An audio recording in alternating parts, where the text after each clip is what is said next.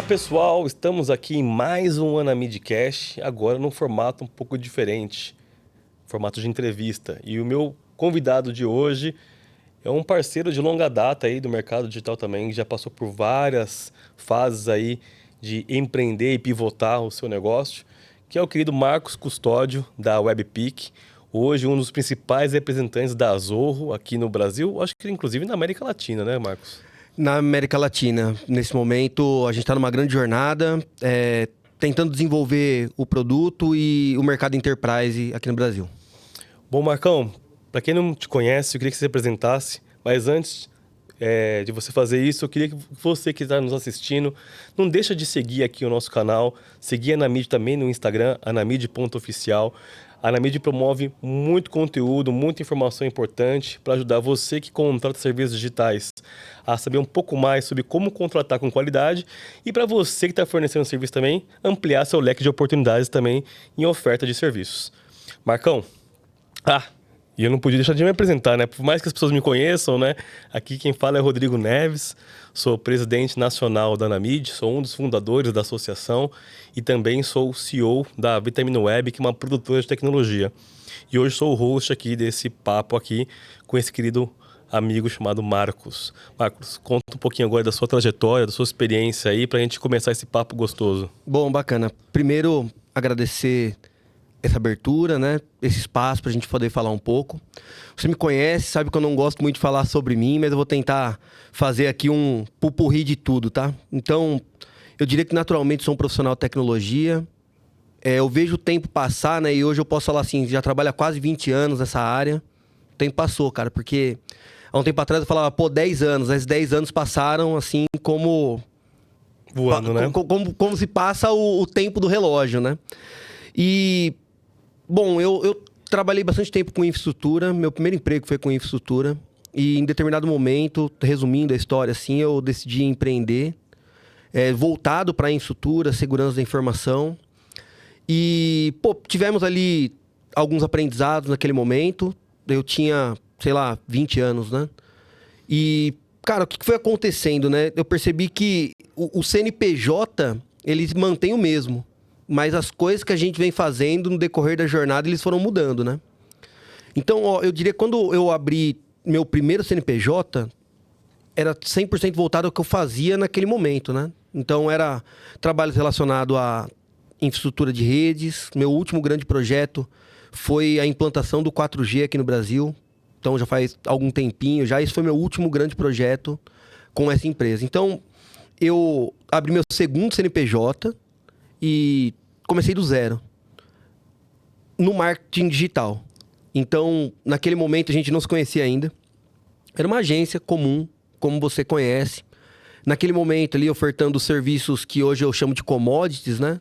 Gestão de campanhas, desenvolvimento de site, gestão de redes sociais, né? Naquele momento, ainda não era tão explorado esse mercado. Começou o boom do digital, vamos dizer assim, né? Eu fui contratado por uma empresa ucraniana, foi naquele momento que a gente se conheceu, WebCO, representei eles aqui no Brasil durante 2 anos e meio aproximadamente. Criamos a Webpick, isso aí basicamente com o mesmo CNPJ, tá? Criamos a Webpick, que é uma continuidade da WebCO até aquele prezado momento, né? Onde nós desenvolvemos um SaaS voltado muito para o público de agências. E, cara, é difícil manter um SaaS no Brasil, grandes competidores internacionais. A gente tem o nosso principal investidor aí, as linhas de crédito, o Banco Bradesco, né? É difícil competir com uma empresa, por exemplo, que ganha... aportes grandes financeiros, aportes, né? de grandes fundos, então a gente não tem esse poder.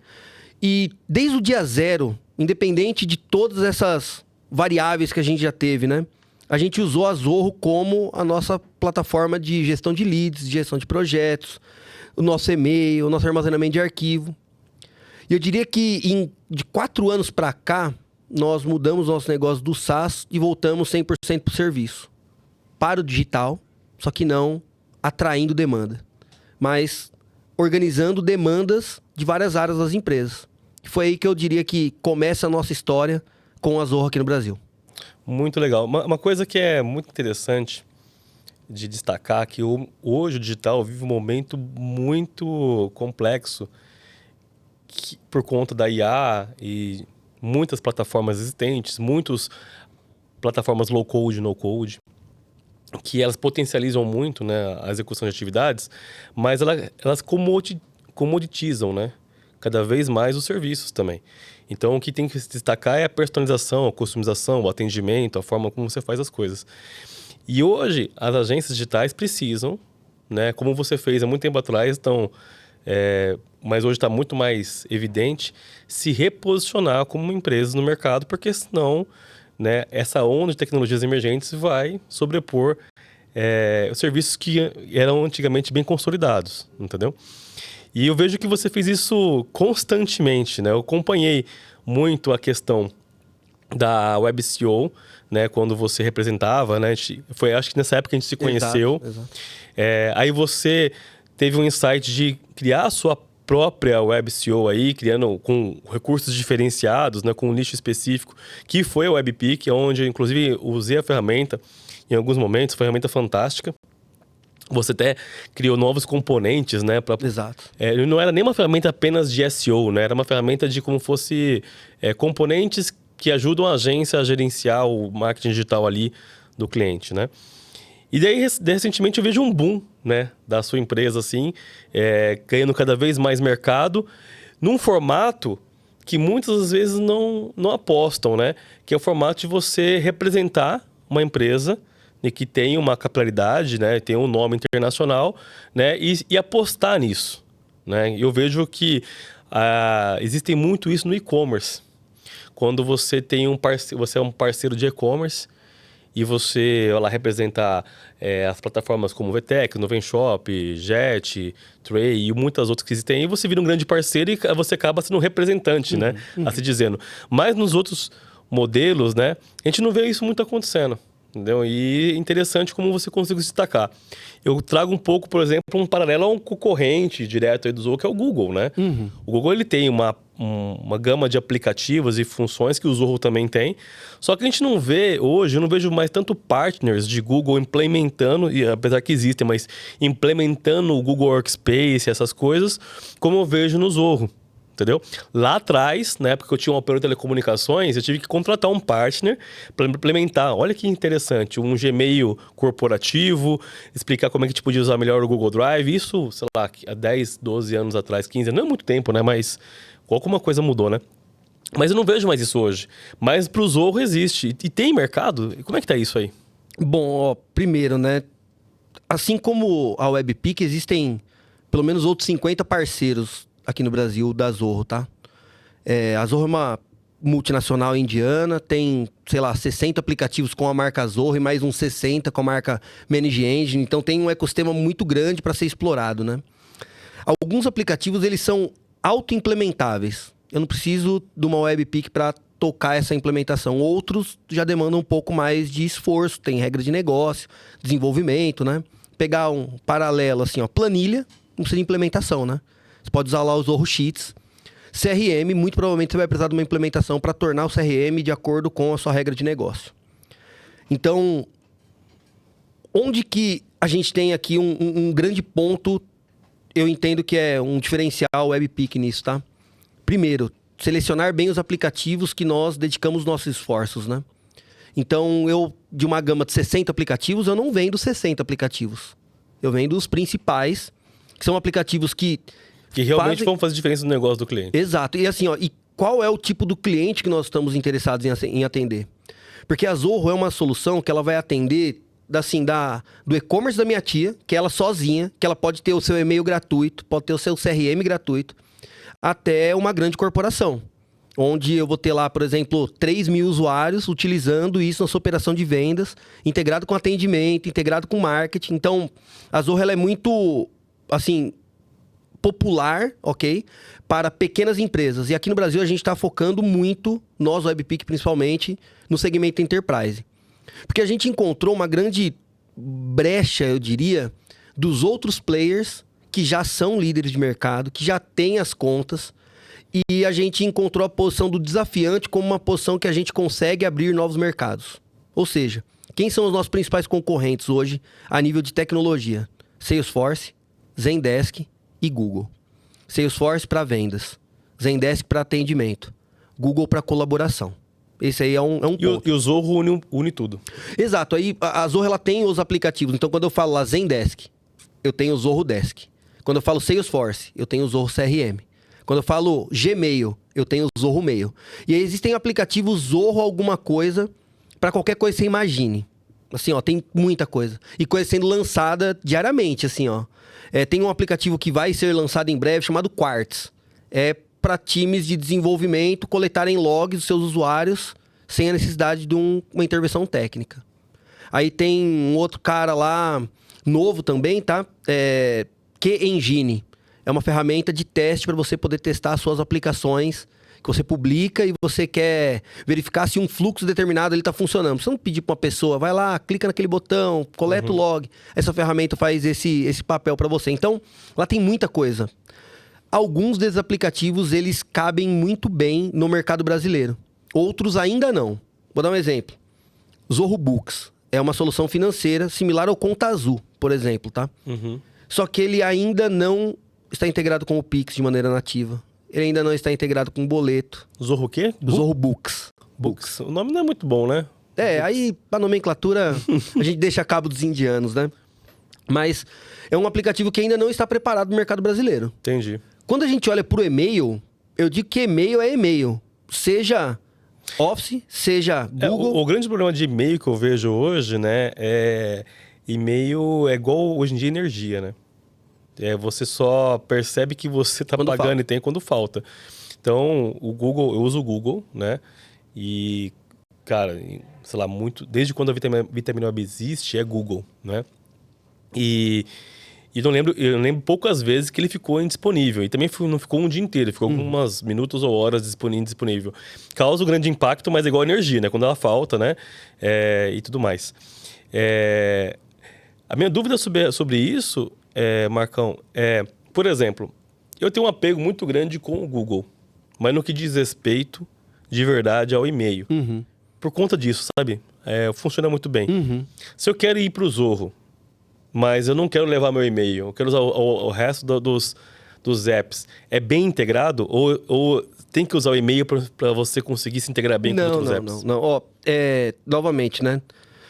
Existe a possibilidade de você utilizar a suíte como um todo, ok? Aí eu vou colocar esse cara aqui como um perfil de profissional muito inovador, tá? O cara que vai falar assim, ó, eu vou mudar tudo da minha empresa, tudo pra suíte da Zorro. E existe, assim, ó, um cara que tem um pouco mais de cautela, que ele vai virando os aplicativos conforme as necessidades que ele tem. Os de entrada, na maioria das vezes, é CRM, Desk ou e-mail. Então, no seu exemplo, você poderia continuar usando o e-mail do Google e utilizar o CRM da Zorro. Existe uma integração nativa do CRM com o seu e-mail do Google, com o seu calendário do Google, com as contas do Google Ads, com os seus contatos do Google. Então, eu poderia fazer essa integração, avança, finaliza, tá? E utilizar o aplicativo de e-mail. Para que depois, no futuro, quando você tem essa implementação inicial, você consiga enxergar que também é possível você migrar essa solução hoje que você está confortável com ela, né? Eu não vou falar que é o principal, mas um dos pontos que fazem o mercado olharem a Zorro como um desafiante é o preço. Então, durante esse tempo que você utiliza a Google aí, você viu que o preço foi mudando, né? Inclusive mudou recentemente. Exatamente. É nesse momento que a gente está ganhando mais dinheiro, assim, ó. Porque como o Google já tem uma grande carteira, tem muitos clientes, ele chega lá em você e vai falar assim, ó, o que você pagava 10, agora é 100. Não gostou? Você tem 3 meses para mudar. Sinta-se à vontade. E a gente é o desafiante nesse sentido. Vocês é quem se sente à vontade, né? Total, porque assim, ó, tem 2 tipos, falando de e-mail especificamente, tem 2 tipos de e-mail, tá? Compartilhados, que é aquele e-mail da local web, do Hostinger, vai ficar caindo mesmo, assim, ó, é um e-mail para você dar os primeiros passos, ok? E existe um e-mail corporativo, similar ao Office 365, ao Workspace, né? E ao nosso Zorro Mail, por exemplo. Então, hoje eu consigo atender o preço da local web com a qualidade do Google. O que muda é a interface. O botão de enviar e-mail. E o X é uma coisa que a gente já conversou um pouco, né? O usuário tem uma resistência, porque se o botão antes era azul para enviar. É isso. O pessoal já não lembra mais, né? Começou a virar verde, vermelho, se perde ali. Tá no mesmo lugar, mas mudou a cor do botão, o cara se perde. E aí, olhando um aplicativo simples, assim, que é o e-mail, ok? Quando a gente olha para outra suíte, por exemplo, a empresa tá lá com a Salesforce, que também não muda muito, assim, ó, preço, precificação, altíssima. Existe um desafiante que entrega com a mesma qualidade, mais fácil de corrigir e fazer implementações, ok? Que é, no caso, é o CRM. Tem uma grande mudança, não somente de visual, mas também da forma de trabalho. Recentemente teve um evento da Zorro, não teve? Onde foi apresentado algumas coisas, inclusive um no-code, low-code lá que você escreve, quero um sistema... Creator. Que chama Creator? Exato. Quero um sistema que faça tal coisa. Ele sai criando um sistema para você. Um amigo meu de mercado, no mesmo dia, um dia depois que houve esse evento, a gente foi conversar, jantar, e ele falou assim, cara, fui ontem num evento lá, conheci um rapaz chamado Marcos, da Webpeak, ele te conheceu, depois eu vou te mostrar quem que é, e foi apresentado um negócio lá que, cara, fiquei impressionado, né? Meu ponto de vista, tá, Marcos, eu acho que as ferramentas low-code, no-code, elas vão ajudar muito pra gente ganhar agilidade e tração de MVPs, de criar coisinhas para resolver problemas básicos do dia a dia. Mas você hoje, essas aplicações como Creators, elas estão já com implementações robustas, com um volume de dados gigante, aguentando grandes transações? Como é que tá isso aí? Então, só para separar, né? Por exemplo, o Creator é um aplicativo que a Zorro disponibiliza, low code, para que você construa algo que a Zorro ainda não fez. Certo. Então, cara, vai ser muito difícil você encontrar alguma coisa que ainda não tenha sido desenvolvida, mas não é impossível, né? Vou dar um exemplo, assim, uma empresa de logística quer ter um controle de frete. Eu poderia desenvolver isso dentro do Creator. Aí o Creator tem um recurso hoje com a inteligência artificial da Zorro, chama ZIA, né? Z-I-A, que ele permite que você escreva, como você falou, um prompt, quero que meu aplicativo seja assim, ele vai desenvolver esse aplicativo dentro do Creator, ok? Eu uso o Creator quando eu não tenho algum aplicativo amadurecido para resolver aquela determinada demanda. Mas eu poderia aplicar a mesma lógica do Creator dentro do CRM, dentro do Desk, dentro de vários outros aplicativos dentro da Zorro, tá? Sobre o volume. Novamente, a Zorro atende a minha tia que tem um e-commerce que é apenas um usuário.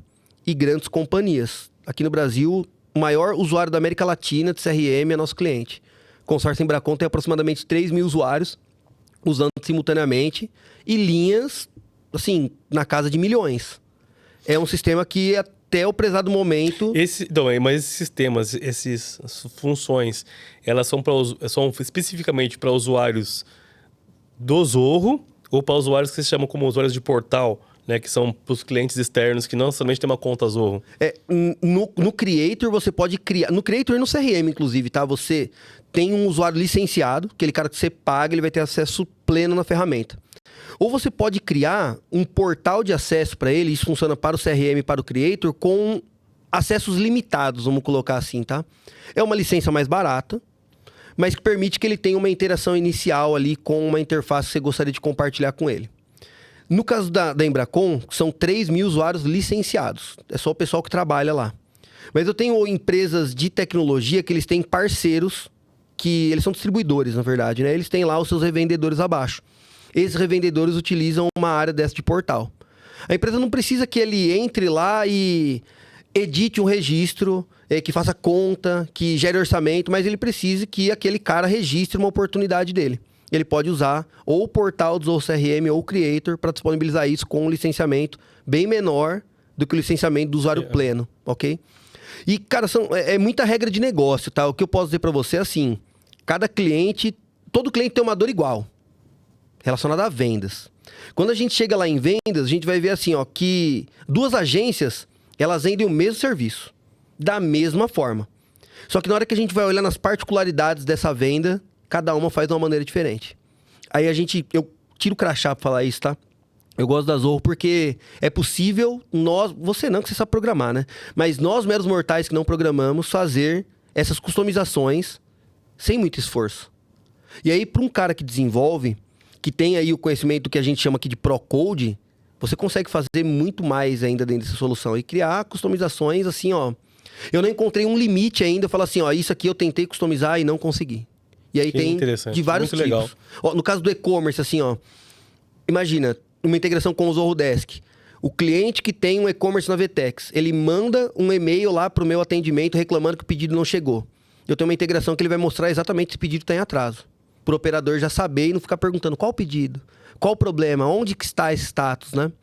Quando a gente olha lá para os Sales IQ, que é uma camada de suporte ali de mensagens instantâneas, a gente está conseguindo reduzir até 40% da interação humana em suportes de vários tipos, utilizando inteligência artificial junto com uma base de conhecimento desse cliente, direcionando o cliente final a resolver o seu problema sem ter que falar com a gente.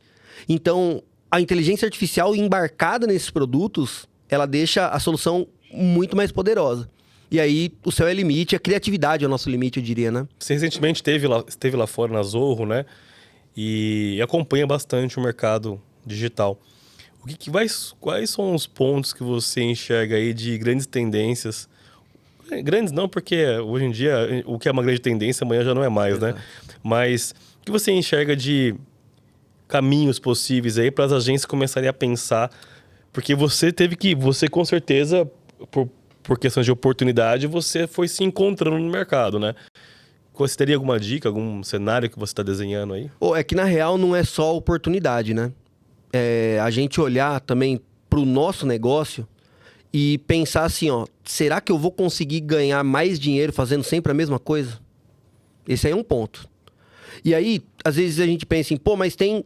Quanto mais gente fazendo isso, teoricamente tem mais demanda. Eu acho que é pelo contrário, né? Quanto mais gente vai fazendo isso, menos demanda vai ter, porque está muito mais pulverizada, né? E aí você, assim, olhando para as agências em especial, se você não tiver uma diferenciação do serviço, e aí quando eu estou dizendo serviço, assim, não é só a forma com que você, o que você vende, né? Mas também a forma com que você atende o cliente, a forma com que você demonstra seus resultados, né? É difícil você conseguir crescer fazendo sempre o mesmo. Então, uma coisa que a gente sempre fez muito bem é olhar, em determinado momento, assim, a gente fala, estamos super bem. Mas é aquela linha lá do iPhone e suas versões, né?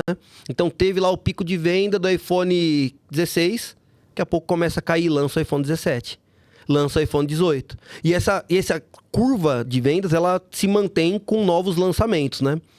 Para uma empresa de serviço, porque hoje, eu diria que assim, a gente faz a mesma coisa que as agências. Mesma coisa. A gente oferece serviço para os nossos clientes. E a agência, no final do dia, oferece serviços, né? Só que a gente oferta serviços não mais somente para a área de vendas e marketing, mas para outras áreas da empresa. Então, olhar para as outras áreas é uma coisa assim que... É que você oferta serviços com base numa venda de produto, né? Não somente, tá? Porque você tem que vender a licença, que é um produto, e você agrega o serviço. Exato. E aí a porta de entrada ela fica de uma forma mais facilitada, você não acha? Exato. E aí, assim, ó, eu vou pegar um exemplo da agência com outras marcas, né? A RD tem um programa de parceria também. A agência, ela vai lá, ela pode entrar vendendo RD e vendendo um serviço de implantação. E aí, pegando aquele gancho lá que você falou, no passado eu contratei uma empresa para fazer a implantação no meu Google. Hoje em dia você não precisava mais, né? O conhecimento, ele vai sendo popularizado. E aí, uma coisa também que a gente fez lá no passado com SEO, é compartilhar esse conhecimento. Não é uma coisa exclusiva nossa. Nesse momento, nós sabemos fazer uma coisa que você não sabe. Amanhã você pode fazer isso aí também. Uhum. A partir do momento que várias pessoas vão sabendo fazer isso... Aí é hora de começar a ver outros caminhos. Total. E aí, assim, imagina. Vou pegar Google Ads. SEO. Há 10 anos atrás, ninguém sabia fazer. Hoje em dia, minha tia que tem um e-commerce, ela faz. Sozinha. A inteligência artificial do fabricante Google, do fabricante Meta, tem a proposta de fazer com que várias pessoas consigam fazer coisas que antes só nós, agências, conseguiríamos fazer. E o que acontece com a gente se a gente ficar olhando isso acontecer, né? Então, tem que olhar as oportunidades do mercado. É uma coisa, como eu estava falando, né? Vender para várias áreas. Também é uma coisa que a Zorro fez lá no passado. Os aplicativos não é somente para vendas, não é somente para marketing. Os aplicativos entra RH, entra várias gestão. Áreas, várias áreas. Área de tecnologia. Então, TeamViewer, o Zorro assiste. É um outro cara também. Então, TeamViewer é uma aplicação do time de TI. O time de TI também pode ser nosso cliente. Hoje, para a agência, é mais difícil vender lá para o time de TI, né? O time de TI fala assim, vende infraestrutura, vende firewall, vende rede. Mas eles têm demandas de software também, que a gente sabe. E o time de TI se torna um cliente dessa nossa empresa de serviços gerenciados. É como eu denomino a WebPick hoje em dia, né? Serviços gerenciados que atendem a várias áreas. Uma delas é o marketing. É o principal, tá? Eu vejo muito essa questão da produtização com recorrência, né? Um caminho importante, né? Não é totalmente viável, porque você tem que achar o nicho, achar a ferramenta, achar o produto, melhorar a oferta, e é complexo. Ainda mais quando você tem eu já pivotei algumas vezes. E pivotar, como você fez, não é fácil, né? Você tem alguns clientes que estão usando o seu serviço, tem equipe alocada, e você tem que começar a olhar para um outro caminho. E exige investimento, né? Exige tempo, né, para fazer isso. E eu olho um pouco esse cenário, olho um pouco quando você vai para um evento, fazer eventos, né? Eventos hoje em dia, para empresa de serviço, eu acho que o produto também vale um pouco, mas para empresa de serviços, é um branding, é uma fomentação, né? É uma construção ali de autoridade, mais do que uma conversão no evento. Quando você vai para um produto como o Zorro, no evento, uma vez no evento não consegue converter na hora porque tem um processo de contratação.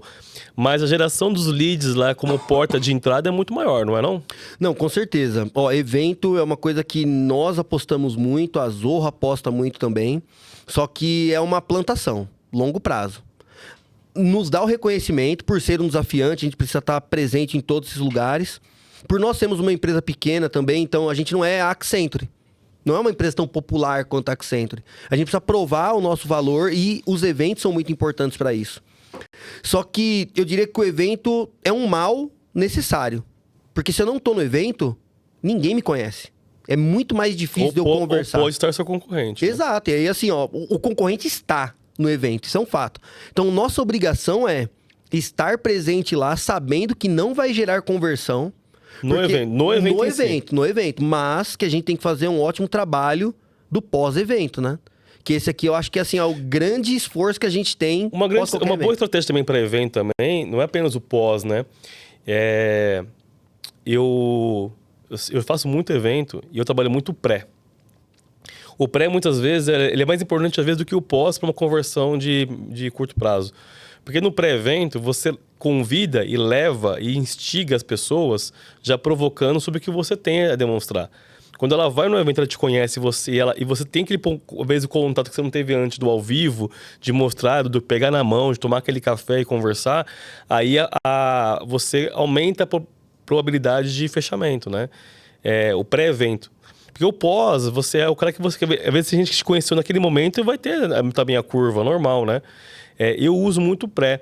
Eu acho que para produto funciona muito, né? Às vezes o cara tá com aquela dúvida se eu migro ou não migro, né? Aí ele vai no evento, conhece o time, conhece melhor a ferramenta, olha as coisas e cria um incentivo aí, né? No nosso caso, assim, o pré-evento é complicado porque são eventos de rede, vamos dizer assim, né?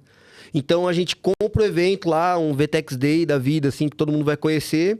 A gente não tem acesso à lista do pré, Não, mas né? você tem sua base, seus leads quentes. Isso, os leads que estão quentes ali, que estão A assim... gente usa pra convidar o cara, a gente usa os ingressos ali pra trazer ele pra perto. Isso que eu tô falando do pré-evento, entendeu? Porque a venda em si, no nosso caso, assim, pra ter uma ideia, tá? Uma venda de médio porte, ela pode demorar até 9 meses, é uma gestação, né? Aí o que eu faço do primeiro aperto de mão dentro desses 9 meses? Convido o cara pros eventos que a gente participa.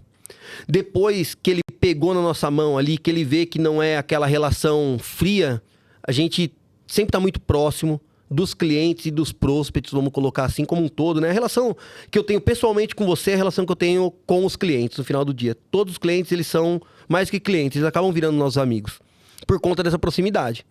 O pós-evento depois, quando eu digo pós, assim, é levar ele para outros, né? Então, uma coisa que todo mundo já fez na vida, né? Foi para uma balada e encontrou uma menininha lá. Deram o primeiro beijo. Você acha que essa menina vai chamar você para conhecer a mãe dela depois desse primeiro beijo? Difícil, né? Você tem que levar para um jantar, pro café, levar pro parque, cinema, mostrar o seu cachorro e aí por aí vai. Esses outros touch points, vamos colocar assim, são mini eventos que a gente acaba promovendo, né? Aí, o que a gente chama lá de petit comité, que são 20 pessoas. A gente faz uma apresentação mais direcionada para o produto, para pessoas ali que a gente seleciona para aquele determinado produto. Almoços e jantares para até 10 pessoas. É melhor ter menos gente mais qualificada do que eu estar lá com 20 mil pessoas que ninguém vai ser qualificado para nós. Eu também sou muito a favor de eventos intimistas. Eu acho que um número bom, né, até para quem está nos assistindo aqui, que quer promover um evento, um número bom, se você tiver entre 100 a 200 pessoas, para você ter... isso não é intimista, mas 100 a 200 pessoas é um público bom para você ter uma ideia, criar uma seleção mais certeira, sabe? Porque você consegue, com 100 a 200 pessoas, conversar com muita gente. Quando você faz um evento para 500 mil, dispersou. Você não fala com todo mundo. Você não fala com todo mundo e às vezes a pessoa que era importante você falar, que tá lá, você não teve o tempo porque outras pessoas que não eram do seu interesse vieram conversar contigo. Então, assim, eu acho que um evento como... assim, um limitador de evento assim é de 100, 200 pessoas quando a empresa promove. Mas eu vejo eventos intimistas de 10 a 20, que nem você falou, um jantar ou um workshop assim, eventos que saem com uma taxa de conversão de 50%. Então... E eu gosto desses eventos porque aí eu pessoalmente, tá? Eu faço questão de falar com todo mundo. E, cara, com 100 pessoas é muito difícil falar com todo mundo. Porque o falar não é só prazer, meu nome é Marcos. Mas você tem que dedicar, pelo menos 30 minutos para cada pessoa. 30 minutos para 100 pessoas. No evento de 100 pessoas vai ter 3 públicos, né? Vai ter as pessoas que você sabe que são potenciais, aí você tem que ser bem asserteiro quando você organiza o evento, né? Tem aquelas pessoas que elas estão na fase de descoberta, e é importante elas estarem lá. E tem aquelas pessoas que elas vão demorar muito, mas ou nem vão comprar de você, acabaram estando no evento por algum motivo, entendeu? Eu acho que nesse evento maiorzinho aqui, você consegue pegar esses caras aqui, né, e levar para um intimista, entendeu? É aí que você vai identificar, muitas vezes, né, na interação do evento. Mas a gente fez uma pesquisa recentemente, você falou de 9 meses, cara, de gestação para poder fechar um negócio. Vou falar meus números, tá? Antigamente, na pandemia... eu vou pegar da pandemia para cá, porque foi da pandemia para cá que me despertou muito essa informação. Na pandemia, durante uns 2 anos, a nossa taxa de fechamento era de, sei lá, 40, 50 dias. Vamos falar dias corridos, tá? Então alguém pediu uma proposta, cara, o cara tinha que tomar uma decisão rápida porque a coisa estava acontecendo e tudo mais. Cada vez mais esse tempo tem criado uma distância. Hoje, um tempo médio entre pedido e fechamento está na faixa de uns 70 a 80 dias. Estou falando de 4 meses, entendeu? Então, você tem que manter um pipeline muito aquecido o tempo todo, porque vai saindo e vai entrando, vai saindo e entrando. Se você não alimentar o pipeline, a morte de lead é certa, né? Porque... Aí, assim, dentro desse cenário, você que tem um fluxo muito maior do que o meu, que é o dobro, que é de 9, cara, você tem que colocar um volume de entrada de lead no pipeline gigante, né? Sim, não. Agora, se a gente pegar o agora, né? Tá sendo gravado em agosto, dia 5 de agosto. Os negócios que eu tô colocando no meu pipeline agora vão ser fechados no ano que vem. Ou seja, eu preciso trabalhar o agora para que em janeiro eu tenha oportunidade de venda. Você tá entendendo? Então, a gente tem um número lá que, assim, é aproximadamente 90 dias, ok? Tem negócio que fecha muito mais rápido. 90 dias eu tô olhando para uma empresa que tem de 200 mais usuários, ok? Para 200 menos, a gente pode colocar aí um período menor, mas nenhum deles eu posso afirmar fecha em menos de 30 dias. Nenhum. Em menos de 60 dias. Não fecha, não fecha. Porque tem outras opções no mercado, o cara quer falar com todo mundo, o cliente final, né? Quer falar com todo mundo, ele quer fazer prova de conceito, e isso tudo leva tempo, né? Então, é sofrido a geração de pipeline. Por isso que a gente foca bastante nos eventos. Vou falar uma coisa interessante, né? Que é prova de conceito, né? E depois tem, inclusive, a migração, né? Um cara que fechou, o cara que tem 3 mil contas, tá no Google Workspace, com Drive, com um monte de coisa, planilha pra caramba. Como é que o cara... Assim, como é que é? É transparente? Realmente converte tudo? Dá... Fala a verdade pra gente. O Rodrigo, aqui. Hoje, ele cancela suas contas Google e vai virar cliente Zoe. Você também, tá? Então... falando migração de e-mail, especificamente. Tem um recurso lá na Zorro, lá, que a gente vai mapear suas contas. Esse final de semana, juro por Deus, a gente migrou 1.500 caixas em 8 horas. Suave. O grande trabalho é mapear as contas. rodrigo.oliveira@vitaminoeb. Esse mapeamento, existe um recurso dentro do Zorro Mail que ele vai migrar os seus e-mails, os seus arquivos de drive. Ponto. Você dá play e vai dormir. E ele migra por você. Essas 1.500 caixas foram migradas, assim, ó, em 8 horas, a gente deu play, no domingo já tinha terminado toda a migração. Eu não precisei fazer mais nada por isso. Mas o que é nativo do Google, por exemplo, o Spreadsheet, o Google Docs? Os e-mails... Então vamos pegar os e-mails primeiro, tá? Os e-mails, eles vão ser migrados ali, porque é e-mail, tá? Com todas as marcações, com quantas marcações, com tudo. Padrão. Para ficar claro como funciona, quando você instala o Outlook, você pega os seus e-mails via IMAP, ele não está fazendo uma cópia no seu Outlook, é a mesma coisa que acontece na migração de e-mail, beleza? Arquivo EML é na Zorro, no Google, na Microsoft, qualquer lugar, padrão global.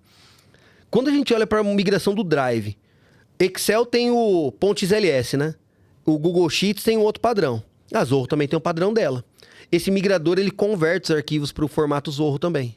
Então... E mantém as fórmulas? Mantém as fórmulas também. Eu não vou dizer pra você que 100%... Vai rodar, mas roda uns... Ok, mas assim... Roda uns 99,999. A grande maioria. A gente sente assim, ó... Eu não sou planilheiro, tá?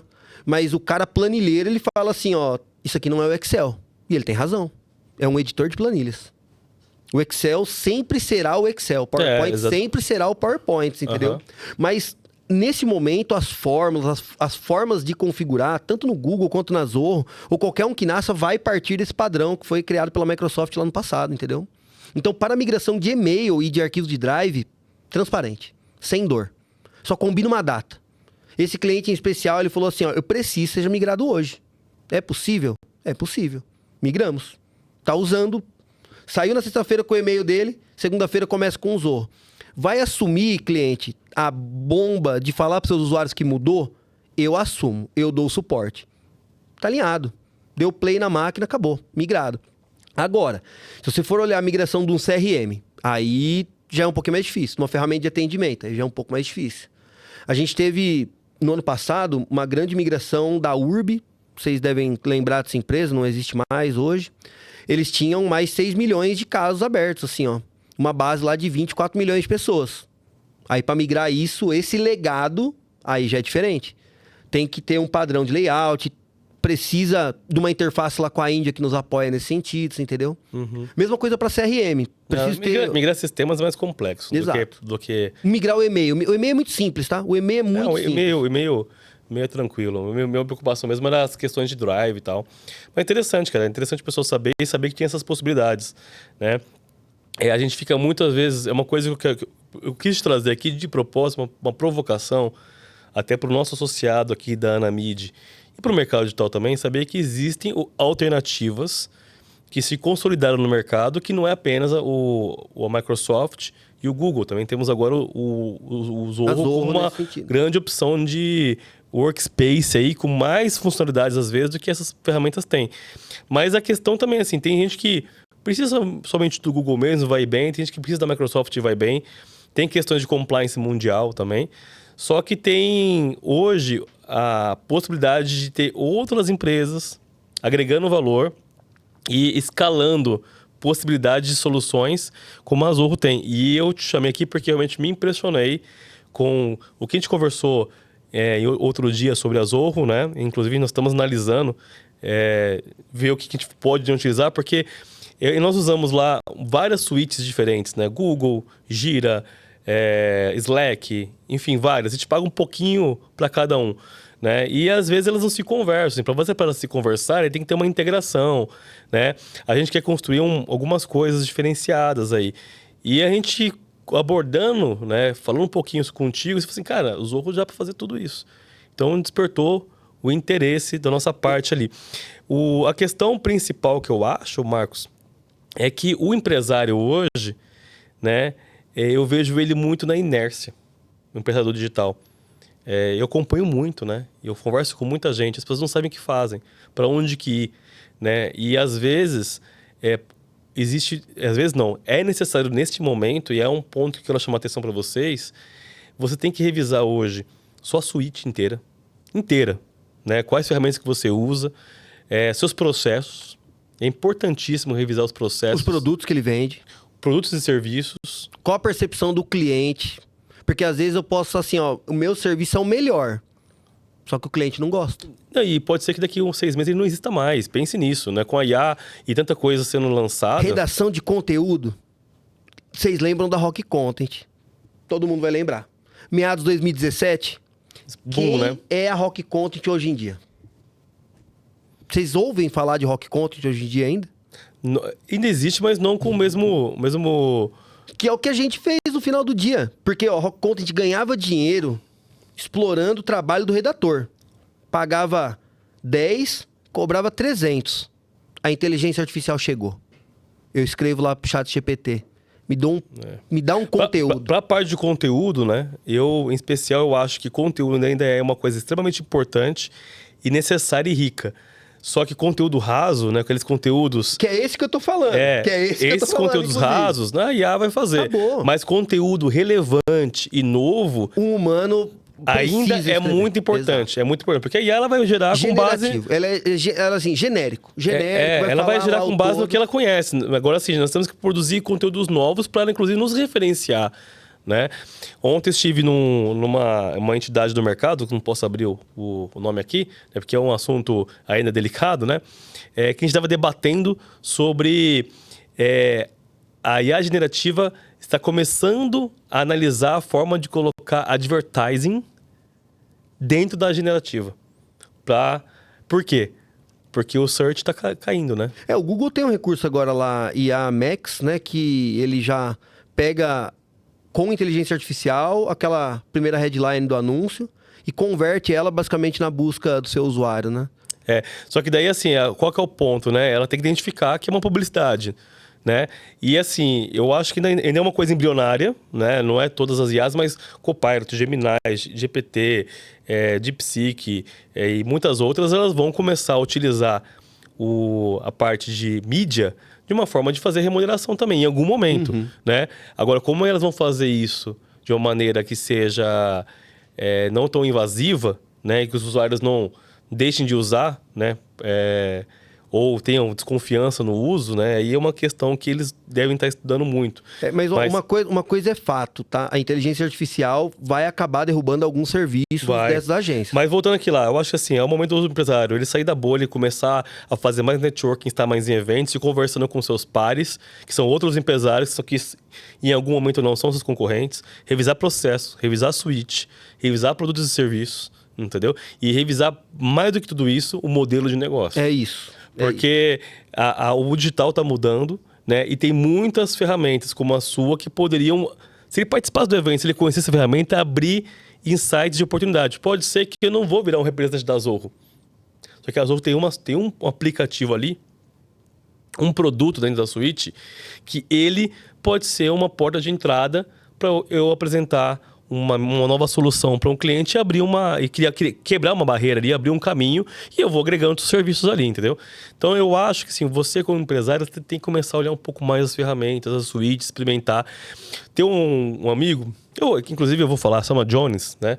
Que é o mesmo amigo que foi lá ver a Zorro, Roberto Jones. Eu acho que você conhece o Roberto Jones. E ele me falou uma coisa uma vez de mim, falou assim, Rodrigo, você é um cara que adora testar ferramenta, né? Porque, às vezes, quando a gente estava fazendo alguns projetos em conjunto, eu pegava, abria 3, 4 ferramentas e saía testando tudo. Porque eu acho que o teste da ferramenta nos dá insight e aprendizado, né? E muitas vezes, por causa desses testes, eu migrei de ferramenta. Né? E eu fui migrando de ferramenta. Lembro uma época que o pessoal da minha empresa, eles ficavam bravos comigo e falavam assim, gente, agora todo mundo vai usar essa ferramenta aqui para gestão de tarefas. Aí daqui a pouco, gente, não é mais essa. Agora todo mundo vai para essa aqui. Gente, não vai ser mais essa. Cara, a gente migrou em um ano, acho que umas 4 ou 5 ferramentas, até que a gente encontrou, na época, o Gira, como a nossa plataforma de gestão de projetos e tarefas, e estamos com eles até hoje, entendeu? Mas foi muito teste, né? E aonde que a gente conseguiu implementar? Foi quando a gente se sentiu confiança e o usuário, que é minha equipe, realmente começou a usar. Foi a ferramenta que eles sentiram confiança de usar e usaram, entendeu? Então, mas pra gente acontecer isso, a gente teve que testar 5, né? Entendeu? Porque, e só na ideia do amigo ele falar, essa daqui é a melhor. É melhor pra você. Talvez não é melhor pra mim. Então, assim, eu também digo que a Zorro não é a solução que vai... Não vai. Porque, às vezes, você gosta do botão azul, cara. E o botão da Zorro é verde. E você vai continuar no azul porque você gosta. Então, não quer dizer que você precise mudar, mas uma coisa que você falou é verdade. Você precisa avaliar outras opções. Ficar ali falando, o que eu uso é o melhor. Só porque você gosta também tá errado, entendeu? Então, o empreendedor digital, ele deveria sim, como você bem disse aí, olhar mais 360 para o mercado, para o seu relacionamento próximo, se aproximar de novas tecnologias. Eu não digo só aqui no Brasil. O pessoal do FCO me conheceu no passado por conta de relações internacionais, vamos dizer assim, ó. Então, existe muita solução. Só no Martech Map, ano passado, foram listados mais de 14 mil aplicativos. Tem um diretório de inteligência artificial chamado Toolify, que tem mais de 25 mil soluções. Então, tem muita coisa. Muita coisa. Vai ter 10 de um único item. Qual que é a melhor? Você tem que fazer o trabalho que o Rodrigo fez aí, de testar. De testar e qual que é o melhor que se adapta ao seu negócio. É isso. Mas tem que testar, tem que sair da bolha. Eu vejo, eu conheço muita gente do mercado, e aí às vezes a gente tem eventos com temas importantíssimos, as pessoas não estão lá, escutando. Nem sempre a gente tem que ser protagonista. Em alguns momentos nós temos que sentar na cadeira de ouvinte e aprender, entendeu? E eu vejo tem pessoas que só querem ser protagonistas no mercado. É isso. Né? E tentando só surfar na onda, mas, cara, em algum momento você tem também que ser ouvinte, porque aquela onda, uma hora, ela cai. Exato. Né? E o mercado digital está mudando muito, né? E você vai ver, nós estamos aqui no dia... não gosto muito de falar data, viu? Porque não fica temporal o nosso podcast. Pode cortar. Mas já que você falou a data, nós estamos aqui no dia 5 de agosto de 2025. No dia 5 de agosto de 2026... você tem certeza que é outro mercado digital que nós estamos vivendo, entendeu? Total. E aí, assim, ó, o que eu vejo também, ó... Que era uma coisa que a gente nem falava antes, né? Concorda que há 2 anos atrás, se a gente ia falar aqui, por exemplo, a mídia tá mudando, ia ter novas ferramentas, novas formas de mídia, mas que ia acontecer do um usuário final ser um concorrente da própria agência e vem fazer mídia? Entendeu? Faz bem ou faz mal, não sei, mas ele tem autonomia. Exato. Ele tem autonomia, ele consegue ele mesmo fazer se ele quiser. Vai fazer certo ou errado é outros 500. Exato. Mas ele consegue. E aí também tem o que é certo e o que é errado, né? Quem acaba vendendo bem no final do dia, né? Tem aquela agência vermelhinha lá que fala mal das agências, mas que oferece serviço de agência, que fala que é super, entrega os melhores resultados. Eu vejo muita reclamação no final do dia desses caras, ó. Que não são agências, que falam mal das agências. Eu não posso falar o nome aqui, que eu não quero nenhum processo, tá? Mas vocês sabem o que eu tô falando. Mas no final do dia entrega um serviço pela metade do que o público aqui de agentes digitais que já trabalham há vários anos. E faz um desserviço pro mercado, porque esse cliente que recebe serviço acha que é isso. É isso. E daí, para você criar um trabalho de convencimento, né? De que não é isso, que é diferente, nossa, é muito grande. E o cara, muitas vezes, já vem doído, né? Exato. Ele já vem sofrido, doído. Aí é muito mais difícil você lidar com esse tipo de cliente, entendeu? Eu vou dizer assim, ó, que 90% dos nossos clientes, eles são os clientes doídos, assim, ó. Porque o cara já vem já traumatizado. E a gente tem que tentar tirar esse trauma, né? E aí também é uma outra posição, assim, que nos aproxima dos clientes, né? Dinheiro é o que paga as nossas contas, eu acho que é o mais importante. Só que aí também tem um lado do relacionamento da proximidade, né? Nem tudo é dinheiro no início. Você vai ganhar no longo prazo. Talvez você não ganhe agora porque esse cara já investiu muito e tal. Então, você vai ganhar no longo prazo se tiver um bom relacionamento com ele. Você ficar... O importante é aquela famosa fase. O importante é entrar. É isso. Depois que você entrou, aí fica com a sua responsabilidade de cavar novas oportunidades ali. É isso. Né? Aí uma outra coisa assim, que eu tenho a dizer sobre o nosso momento atual e para os profissionais de agências, né? Quando a gente começou a trabalhar na Zorro, você tá olhando agora, falando assim, pô, vocês estão no hype e tal. Agora. Mas a gente tá 7 anos no programa de parceiro. Os 3 primeiros anos foram anos que a gente era um parceiro qualquer. Poucas contas, não tinham clientes expressivos, né? O que fez a gente virar a chave? Dedicar 100% dos nossos esforços naquilo. Segundo, ser fiel a uma marca. Eu sei que tem várias outras. Só que eu assinei um contrato lá com o Shidag Venbu, que é o fundador da Zorro, e lá fala que eu tenho que falar sempre o melhor sobre a Zorro. E é isso que eu faço no meu dia a dia. Mentira, não tem esse contrato falando isso, mas é uma coisa que eu decidi fazer no meu dia a dia. vou vender isso, Foco, né? vou focar nisso, vou ser o melhor nisso. Aí a gente olha depois o profissional digital, hoje ele tá focado em uma coisa, amanhã tá em outra, depois de amanhã tá em outra. Porra, vai pra onde desse jeito? Cadê o foco do negócio, você entendeu? Então, o foco, independente do que for, eu acho que é o primordial para que você consiga atingir bons resultados. Foco. Depois, paciência. Que você não vai ser protagonista do dia pra noite, né? Exatamente, é uma construção. É uma construção. Cara, esse papo foi demais. A gente tá chegando aqui no final do nosso Anamidcast de hoje. E tem muito o que falar ainda. Temos um compromisso, Marcos. Qual? 5 de agosto de 2026, gravar um novo podcast. E falar sobre tudo que passou. Tudo que passou em 5 de agosto de 2025, em um ano. Cara, eu acho que a gente vai se surpreender, entendeu?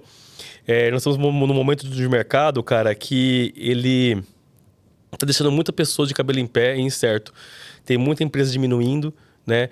Tem uma coisa que o Fórum Econômico Mundial fala que até 2030, antes ele falava o seguinte, ó, X milhões de empregos vão deixar de existir até tal ano.